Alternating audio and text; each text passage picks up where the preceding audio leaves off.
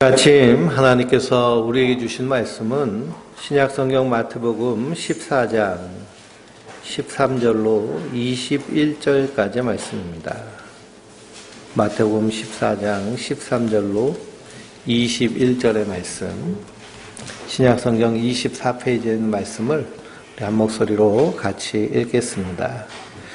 예수께서 들으시고 배를 타고 떠나사 따로 빈들에 가시니 무리가 듣고 여러 고을로부터 걸어서 따라간지라. 예수께서 나오사 큰 무리를 보시고 불쌍히 여기사 그 중에 있는 병자를 고쳐주시니라. 저녁이 되매 제자들이 나와 이르되 이곳은 빈들이요 때도 이미 저물었으니 무리를 보내어 마을에 들어가 먹을 것을 사 먹게 하소서. 예수께서 이르시되 갈 것 없다. 너희가 먹을 것을 주라. 제자들이 이르되 여기 우리에게 있는 것은 떡 5개와 물고기 2마리 뿐이니이다.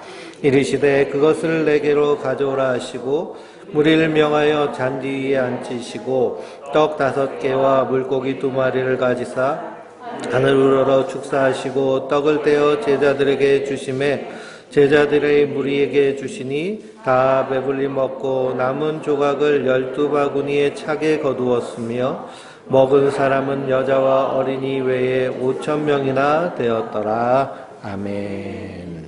우리가 지난주에 천국에 제대된 서기관이 새 것과 옛 것을 곳간에서 가져오는 것을 말씀을 통해 나눴습니다. 그래서 성도는 새 것을 통해서 옛 것을 보는 자들입니다. 옛 것을 통해서 새 것을 봤더니 유대인들이 예수님을 어떻게 했어요? 배척했습니다. 예수님이 고향에 가서 이사야 선지자의 말씀을 읽으시고 이 일이 너희에게 응하여졌다 라고 말씀하시니까 오히려 화를 내면서 예수님 죽이려고 합니다. 옛 것으로 새 것을 보면 그러면 바로 볼 수가 없습니다. 그래서 새 것으로 옛 것을 보는 자들입니다. 이것을 우리의 삶 가운데 적용하면 어떻게 될까요? 옛사람, 그래서 내가 어렸을 때부터 부모님으로부터, 친구로부터, 선생님으로부터 들었던 평가들, 판단들, 그런 것들은 옛사람들이 하는 판단, 평가입니다. 그걸 통해서 자기에 대한 아주 낮은 자존감, 거절감, 상실감, 수치심, 이런 것들이 내 안에 다 존재해 있거든요. 그런데 새 것으로 나를 보면 우리는 어떤 존재일까요? 우리는 하나님 앞에 보배롭고 존귀한 자입니다. 내가 너를 지명하여 불렀나니 너는 내 것이라. 우린 누구의 것이에요? 하나님의 것이에요. 하나님이 나를 하나님의 것 삼으시기 위해서 어떤 값을 치르셨어요? 하나님이 사람이 돼서 이 땅에 오셔서 십자가에 달려 죽으시기까지 하신 그 값을 치르셨습니다. 그러니 나의 값어치는 예수님의 십자가의 값어치예요. 값으로 셀 수 있을까요? 없을까요? 값으로 셀 수 없어서 값없이 주신 은혜라고 성경은 말하고 있습니다. 근데 우리가 그 옛 것으로 새 것을 자꾸 보게 되면요, 이렇게 값을 매길 수 없을 만큼 큰 은혜를 받은 이 은혜를 값싸게 만들어 버립니다. 값없이 주셨다고 해서요, 공짜로 주셨다는 것이 아니에요. 값을 매길 수 없을 만큼 큰 사랑을 우리가 받은 줄 믿습니다. 그러니까 우리는 옛사람, 옛것 위에 서 있어야 되나요? 새것 위에 서 있어야 되나요? 새것 위에 서 있어야죠. 새것 위에 서 있으면요, 우리가 비교할 필요가 없습니다. 비교하면서 열등감, 우월감 느낄 이유가 하나도 없어요. 다 한 사람 한 사람이 그리스도 안에서 귀하고 존귀한 자들입니다. 그래서 그리스도 안에서 서로 사랑을 이루면서 사는 자들이 성도들인 줄 믿습니다. 그래서 새 것으로 옛 것을 날마다 바라보는 우리 성도님들 되시길 주님의 이름으로 축원드립니다. 오늘 13절 말씀해 보니까 예수님이 들으시고 배를 타고 떠나사 따로 빈들에 가시니 라고 말씀하고 있습니다. 그래서 우리가 한 단원을 제가 뛰어넘었는데요. 그 단원이 뭐냐 하면 세례 요한이 죽임을 당하는 이야기입니다. 예수님이 무슨 얘기를 들으셨어요? 세례 요한이 죽었다라는 소식을 들으셨습니다. 세례 요한은 예수님이 오시기 전, 그래서 구약의 마지막 선지자의 역할을 감당한 사람이 세례 요한입니다. 자기를 광야에서 외치는 소리라고 얘기했어요.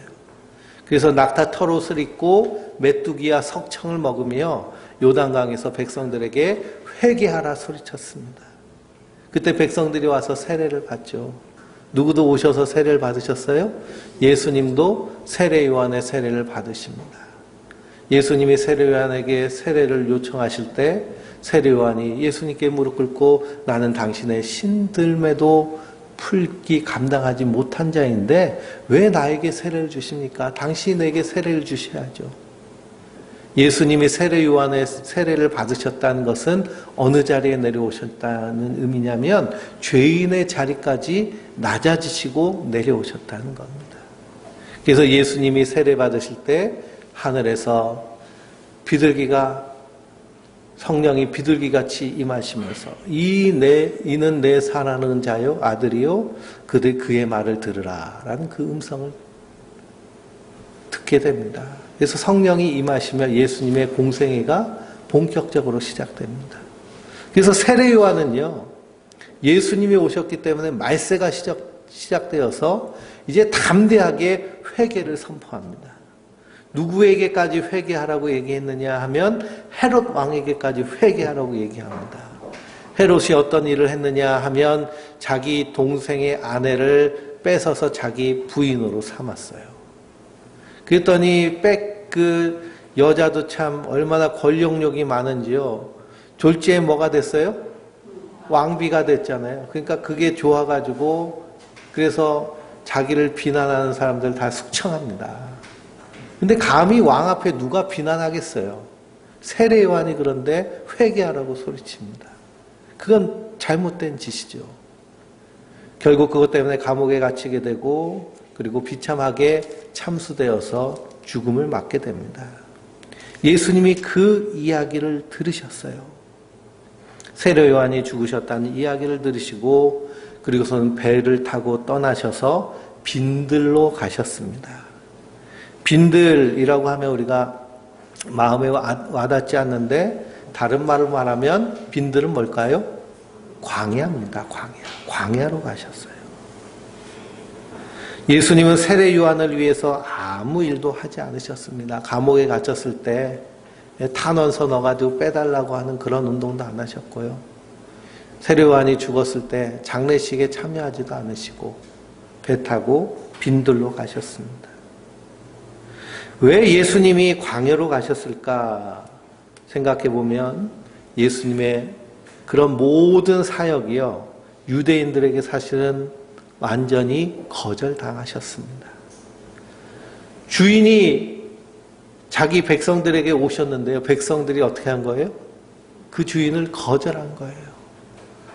예수님이 고향에서 복음을 증거하셨는데도 그 마을 고향 사람들도 예수님을 배척합니다.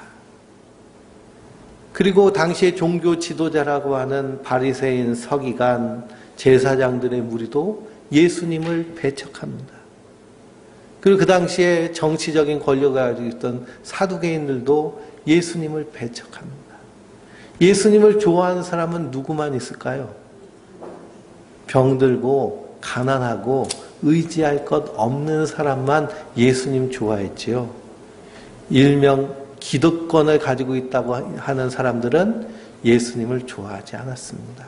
그래서 다 배척하고 거절했어요. 그러니 거절당하신 예수님이 그들을 피하셔서 빈들로 가십니다.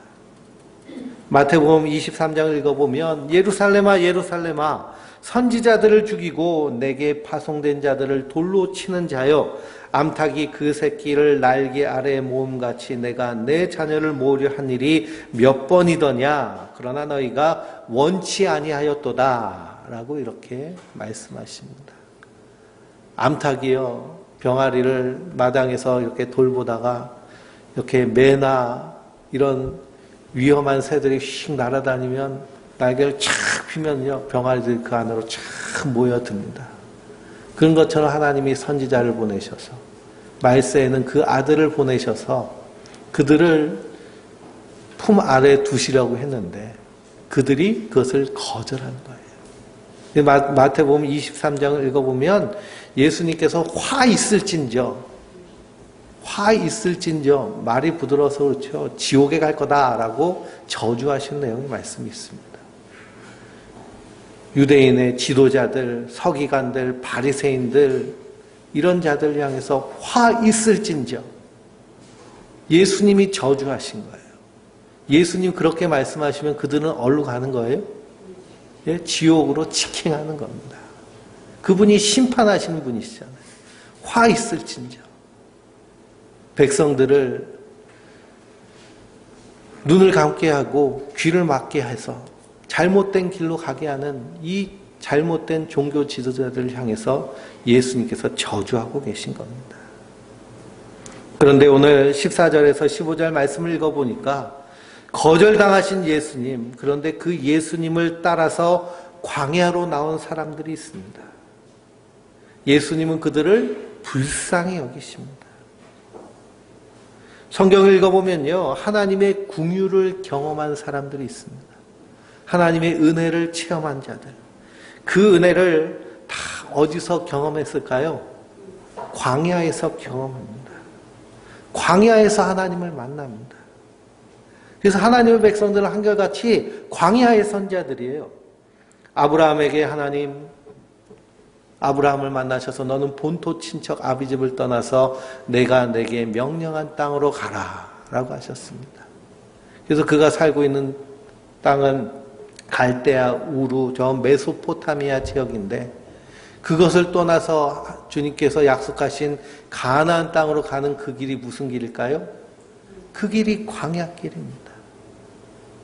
그 광야길을 걸어갈 때 하나님께서 그 아브라함을 돌보십니다.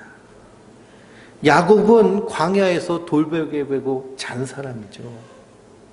형의 그런 위협을 피해서 그래서 외삼촌 라반의 집, 저 메소포타미아 그 광야길을 걸어가고 있는데 그 광야에서 해가 져서 어두워지니까요. 거기에 돌을 베개 삼아서 누워서 잡니다. 근데 거기서 환상을 보죠. 하늘문이 열리고 하늘에서 사닥다리가 내려오고 거기서 천사가 오르락 내리락 합니다. 이 야곱이 깜짝 놀랐는데 거기서 하나님의 음성이 들립니다. 내가 너와 함께 있어 내가 어디로 가든지 너를 지키며 너를 이끌어 이 땅으로 돌아오게 할지라 내가 내게 허락한 것을 다 이루기까지 너를 떠나지 아니하리라 라고 약속하십니다. 그게 광야에서 경험한 야곱이 경험한 하나님. 내가 너와 함께 있어. 어디로 가든지 너를 지키며 너와 함께 있으리라 하는 그 하나님을 만났습니다. 그래서 그것을 베델이라고 이름을 줬거든요. 베델은 하나님의 집이라는 뜻입니다. 그러니 하나님의 집이 어디에 있어요? 광야에 있어요.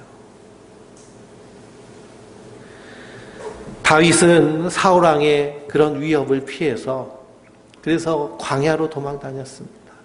그래서 십광야 아둘람 굴에 숨었을 때 다윗이 거기 숨었다는 소식을 듣고요. 억울하고 원통하고 압제받은 자들이 다윗에게 와서 다윗과 함께 무리를 이룹니다. 그들이 이후에 이스라엘의 큰 용사들이 되죠. 그래서 광야는 하나님이 백성들을 만나시는 자리가 광야의 자리입니다. 가장 대표적인 것이 이스라엘 백성입니다. 이스라엘 백성들을 애굽에서 출애굽시키실 때 어린 양의 피로 말미암아 그들은 죽음을 면하고 그리고 유월절 어린 양의 그러한 은혜로 애굽에서 출애굽하게 됩니다. 거기서 탈출해서 가는 그 길이 어떤 길일까요? 광야길입니다. 광야길.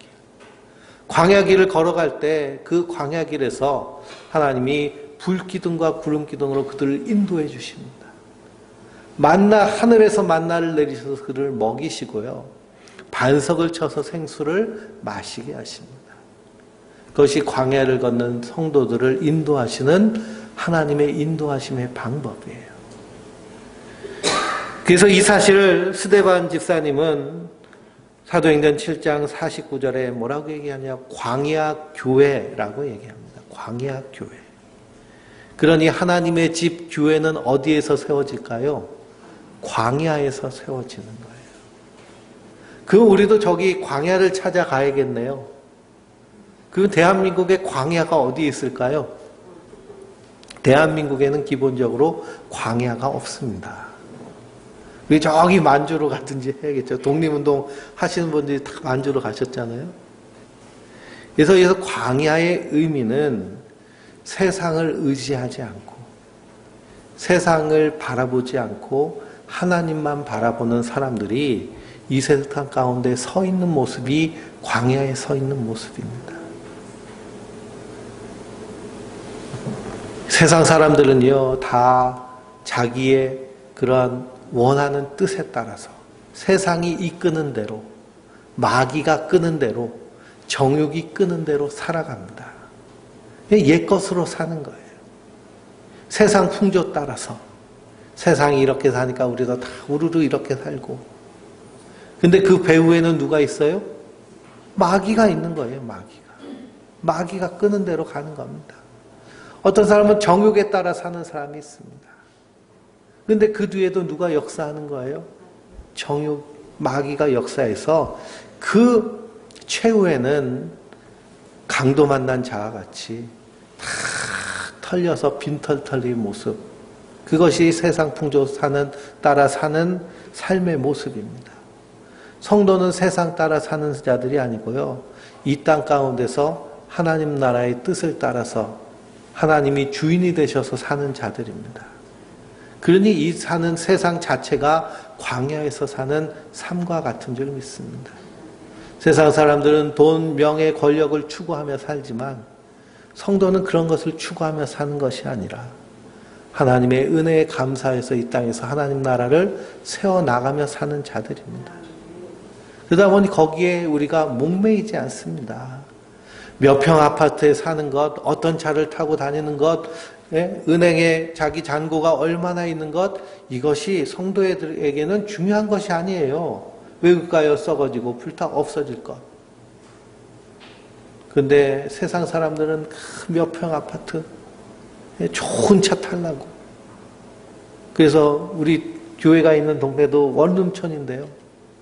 원룸촌에 고급 외제차들이 꽤 많이 다닙니다. 비싼 국산 차들도 있고.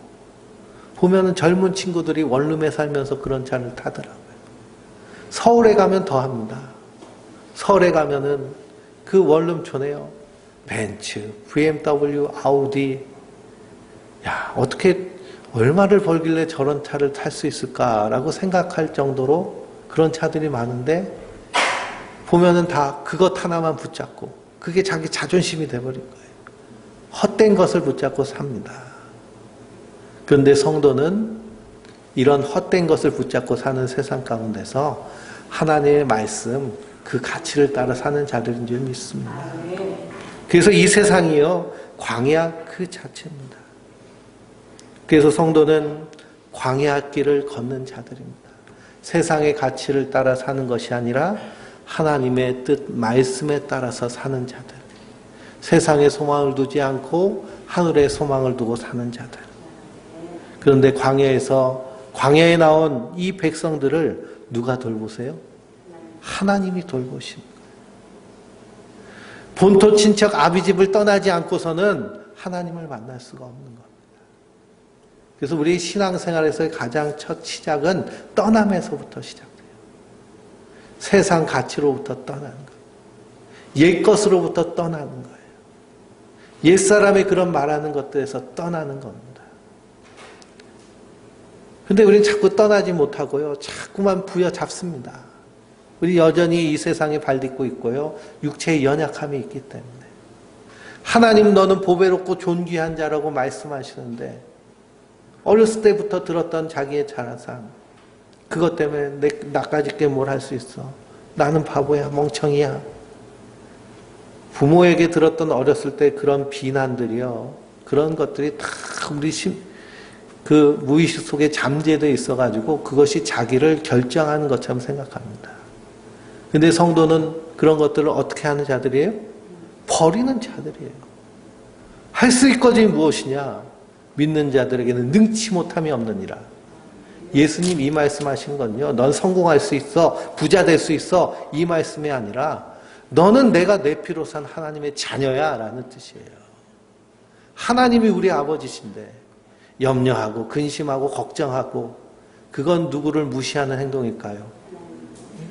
엄마 아빠가 부자인데요, 어떻게 하지, 돈이 없어, 어떻게 하지, 막 걱정하면서 살면은 누굴 무시하는 거예요?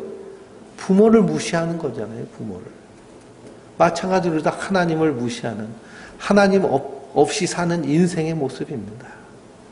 그러니 우리가 교회 문턱을 드나들어도 옛사람의 가치를 가지고 여전히 살아가면 그것은 광야의 선자가 아닌 거예요. 여전히 세상 가운데서 종살이하는 모습과 다를 것이 하나도 없습니다. 그러나 광야로 나온 사람들, 하나님이 그 사람들을 돌보시고 지키시고 인도하여 주신 줄 믿습니다. 그래서 그 사람들로 하여금 하나님의 교회로 삼으십니다. 그래서 16절 말씀해 보니까요, 예수님께서 이 광야에 나오시니, 빈들에 나오시니 따라온 사람들이 있어요. 그 사람들은 다 가난하고 병들고 의지할 것이 없어서 예수님만 바라보는 자들. 예수님이 제자들에게 뭐라고 하시나요? 너희가 먹을 것을 주라 하십니다. 너희가 먹을 것을 주라. 그래서 제자들이요 바빠지기 시작했습니다. 이 말씀 들으면 탁 계산기부터, 주판부터 굴리기 시작하잖아요. 요즘 주판을 안 쓰지만 주판을 뭔지도 모르는 아이들도 있겠죠. 옛날엔 다 주판을 튕겼습니다. 얼마 견적이 나오는지. 그래서 우리도 이 세상 살면서 뭘 하나 하려고 그러면은 견적을 다 보잖아요. 그래서 요즘 시대가 얼마나 좋은지 그냥 핸드폰으로 비교 견적까지 자동으로 쫙 나오고, 그래서 테레비 하나를 살라고 TV 이렇게 검색을 하면요, 그 다음부터 핸드폰에 뭐만 계속 나와요? 이런 TV는 어떠세요? 이런 TV는 어떠세요? 계속 나옵니다. 참 무서운 시대에 살고 있는데요. 제자들이 예수님이 너희들이 먹여라 그러시니까 이제 복잡해지기 시작한 겁니다. 주판을 탁 튕겨보니까요, 마가복음에 보니까 이제 계산이 나왔어요. 이 사람들 다 먹이려면 얼마가 필요하느냐면 200데나리온 정도도 모자랍니다. 이렇게 얘기했습니다. 누가 얘기했느냐? 요한복음에 보니까 빌립이 그렇게 계산을 했습니다. 200데나리온은요, 한 데나리온은 성인 남자가 하루 일해서 벌 수 있는 품삯입니다. 쉽게 말하면은 한 10만 원 번다 생각하면 얼마가 필요해요? 2천만 원 필요한 거죠. 2천만 원. 근데 돈이 있다고 해서요, 이 많은 사람이 한꺼번에 먹을 수 있을까요? 원주에서는 이 인원을 감당할 수 있는 식당이 없습니다. 그러니 이 빈들에서 이걸 뭔 수로 먹일 수 있겠어요. 그래서 이 오병이어의 기적의 말씀은 사복음서에 다 기록되어 있습니다. 그래서 요한복음에서는 빌립이 200데나리온 이상 필요합니다. 그랬더니 안드레가 뭘 가져와요? 물고기 2마리와 떡 5덩어리를 가져옵니다. 그건 자기 거예요? 누구 거예요? 꼬마아이가 도시락 싸온 거예요. 어린아이가 도시락 싸온 걸 가져와가지고 주님, 우리에게 있는 건 이것뿐이 없습니다 라고 이렇게 주님께 보고를 하죠. 그랬더니 예수님이 감사기도 하신 후에 제자들에게 나눠줘라 라고 하셨습니다. 그랬더니 그 오병이어가 어떤 기적을 일으켰나요? 여자와 어린아이를 제외하고 5,000명이 먹고도 남았더라. 얼마나 남았을까요? 12바구니가 남았습니다. 그래서 우리는 이 오병이어의 기적의 말씀을 지금까지 많이 들어왔습니다. 작은 것이라도 주님께 드리면 그것으로 하나님은 큰 일을 할 수 있다라고 하면서 헌신을 독려하는 설교들로 많이 들었습니다. 작은 것 드리세요. 작은 것이라도 드리세요. 우리가 십시인반 드리면 하나님이 역사하셔서 오병이어의 기적을 이루실 것입니다. 많이 들어보셨죠? 특히 언제 많이 듣게 될까요? 성전 건축한다, 교회 건물 건축한다 그러면 오병이어의 설교는 빠지지 않습니다. 그래서 우리가 십시일반 드리면, 그래서 100명 모이는 교회가요, 1000명 모이는 교회 건축하려면 그게 얼마나 돈이 많이 들겠어요. 그러니까 조금이라도 가져와라. 그러면 오병이어의 기적이 일어날 거야. 그렇게 해가지고 신도시에 가보면 큰 교회들, 대형 교회들 참 많습니다. 근데 저 분당이라든지 일산이라든지 판교라든지 그렇게 해가지고요, 엄청나게 크게 지은 교회들 다 빚더미 속에서 이자 갚다 못 갚아가지고 경매로 넘어가는 교회들이 얼마나 많이 있는지 모릅니다. 그건 또 교회 건물이잖아요. 그러니까 종교단체가 매입하지 않으면 쓸 수 없는 건물이에요. 그래서 주로 누구들이 많이 경매에서 받아갈까요? 네, 이단들이 많이 가져갑니다. 신천지, 하나님의 교회, 그런 이단들, 구원파 이런 데들에서 아주 그냥 이삽죽기 하듯이 건축하려면은 100억이 드는데 이게 경매에서 그냥 유찰되면은 20억, 30억이 되니까 그냥 거저먹는 거잖아요. 그러니 오병이어를 이런 번영, 성공, 자기 비전을 이루기 위해서 이렇게 헌신을 독려하는 설교는 잘못된 설교고요. 이건 마귀의 가르침입니다. 이 오병이어는 광야에 나온 백성들을 먹이시는 얘기예요. 누가 먹이세요? 예수님이 먹이세요. 그래서 예수님이 우리의 생명의 떡이시라는 것을 의미합니다. 그걸 요한복음 6장에서의 오병이어의 기적을 행하시면서 예수님이 다 말씀하셨어요. 내가 생명의 떡이다. 그러니까 너희가 이 기적의 떡을 먹어도 배고프지만 누굴 먹으면? 예수님을 먹어야 배가 고프지 않아. 예수님을 먹는다는 건 식인하라는 얘기가 아니잖아요. 사람이 떡으로만 살 것이 아니라 하나님의 말씀으로 살 것이니라. 우린 육만 있는 것이 아니고 우리 안에 영이 담겨져 있습니다. 이 영혼이 살아야 그래 하나님 앞에 서서 우리가 의롭다함을 인정받고 하나님 나라를 영생통으로 누리게 되는데요. 그러기 위해선 주님 주신 생명의 양식, 예수님을 먹는 것, 예수님을 믿어야 되는 거예요.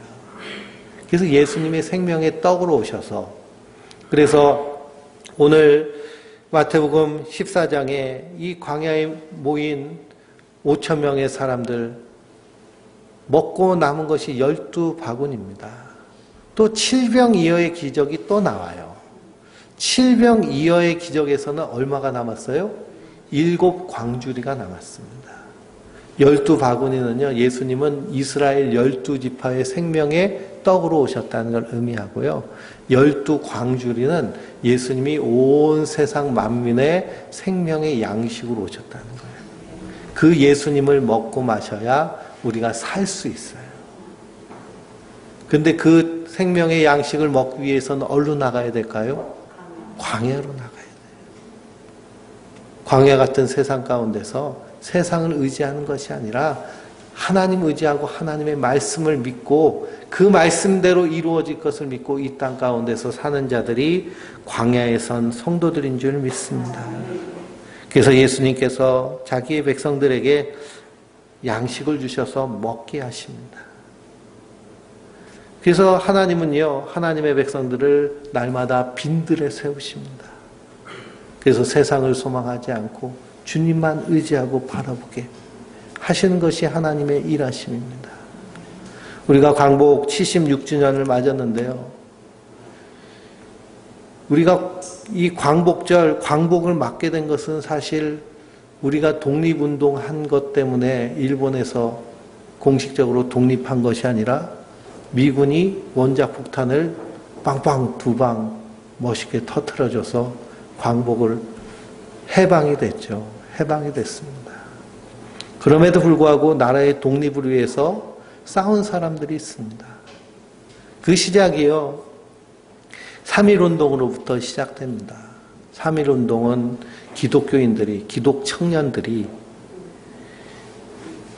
무저항 비폭력으로 이렇게 독립운동을 했는데요. 그때 엄청나게 일제에 의해서 핍박받았습니다.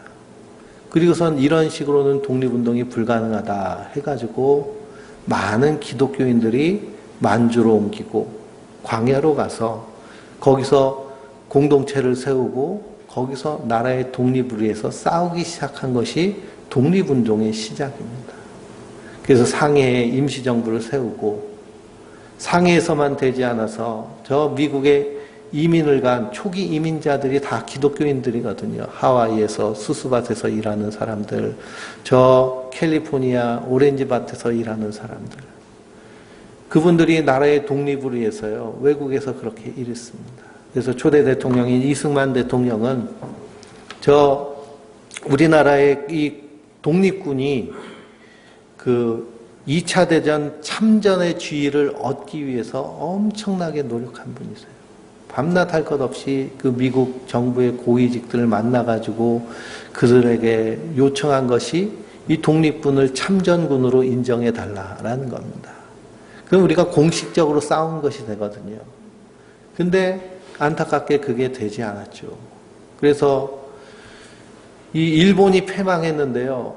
엉뚱하게 대한민국이 남과 북 38선으로 나누어져서 북쪽은 공산당이, 남쪽은 자유진영이 이렇게 차지해서 지금까지 이렇게 분단된 상황 가운데 우리가 살고 있습니다. 그러나 독립을 위해서 광야로 나간 사람들이 있습니다. 그 사람들이 다 한결같이 기독교인들이에요. 독립군가들 쭉 들어보면요. 어디서 많이 들어왔던 곡조들이 다 나옵니다. 다 어디서 나왔을까요? 찬송가에서 나왔습니다. 일본이 대한민국 이제 식민 지배를 시작할 때 이 일반 민중들은 거의 항거하지 않았습니다. 왜 그러냐면 그 당시에 워낙 이 관리들의 부패와 그리고 폭정이 심했기 때문에요. 그래서 양반네들한테 뺏기는 거나 일본 놈들한테 뺏기는 거나 똑같다. 차라리 일본 놈들은 전기도 놔주고 뭐도 기차도 놔주면서 뺏어가니까 차라리 낫다. 성도 지어주고 학교도 보내주고 하니까 그게 더 낫다 해가지고 항거하지 않았습니다. 근데 그때 그럴수록 점점 수탈이 심해지죠. 근데 기독교인들은요, 신앙 안에서 이스라엘 백성들을 자유케 하시는 하나님, 자유의 의미를 알고 있었어요.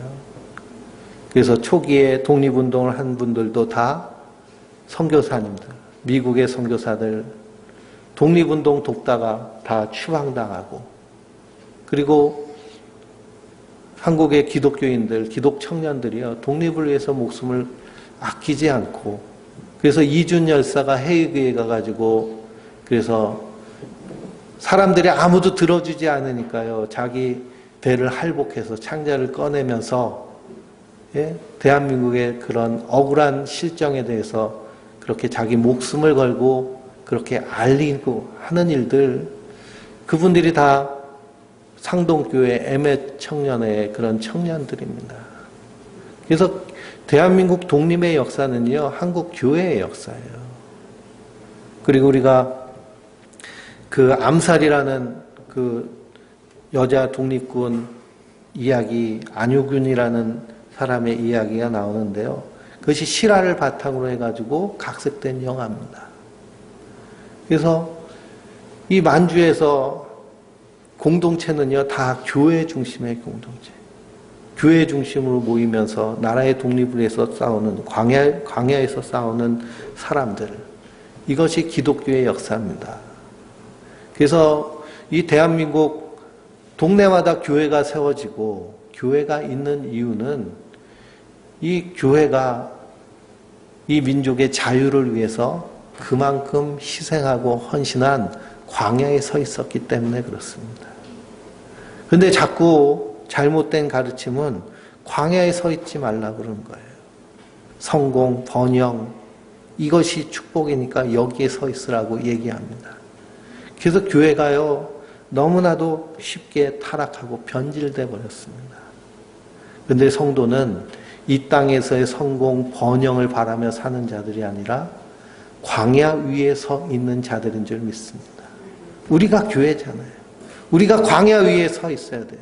세상 사람의 가치들, 세상 사람들이 말하는 번영, 성공 이런 것에 가치를 두지 않고 하나님의 말씀에 따라 사는, 말씀의 가치를 따라 살 때 때론 하나님 우리에게 성공도 주시죠. 번영도 주시죠. 그렇지만 그게 중요한 것이 아니라 하나님의 뜻에 따라 사는 것이 중요합니다. 그래서 사도 바울은 내게 능력 주신 자에서 내가 모든 것을 할 수 있다라고 이렇게 고백을 합니다. 그 고백은요, 내가 가난해도 부유해도 건강해도 병들어도 갇혔어도 자유했어도 이것이 내게 문제가 되지 않는다는 거예요. 하나님의 백성으로 광야 위에 선 성도로서 하나님의 인도하심을 받으면 이런 하나도 문제가 되지 않는다는 겁니다. 그러므로 우리의 몸이 연약해져도 낙심하지 마십시오. 왜 그러냐? 그것이 우리에게 하나님 백성으로 사는데 조금도 문제가 되지 않기 때문에 그렇습니다. 사도 바울은 오히려 내가 약할 때 그때가 더 강함이라고 얘기합니다. 왜 그러냐? 약할 때 더 주님을 의지하고 바라보니 주님께서 더 큰 은혜를 주셨기 때문에. 근데 우리는 병들고 아프고 그러면 낙심이 되잖아요. 아, 이제 쓸모없나? 이제 다 끝났나? 성경은 아니라는 거예요. 그때가 가장 하나님 은혜를 누릴 때고 가장 강할 때라는 겁니다. 세상과는 정반대로 가는 나라가 하나님 나라. 그래서 우리는 이 세 것 위에 든든히 서 있는 자들인 줄 믿습니다. 그래서 이 일제의 강점기 때 자유를 잃어버렸던 성도들이 광야에 가서 선 것처럼 우리도 이 시대에 광야 위에 서서 하나님 나라를 살아내는 자들이 성도들인 줄 믿습니다. 그래서 주님 손 붙잡고 주님이 도우시는 그 인도하심을 받으며 광야의 삶을 사는 광야 교회를 세워나가는 하나님의 사람들 되시길 주님의 이름으로 축원드립니다.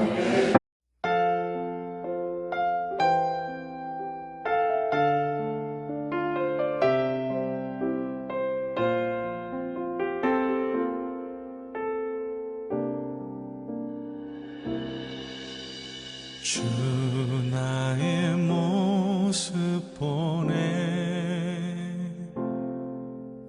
상한 나의 맘 보시네 주 나의 눈물 안에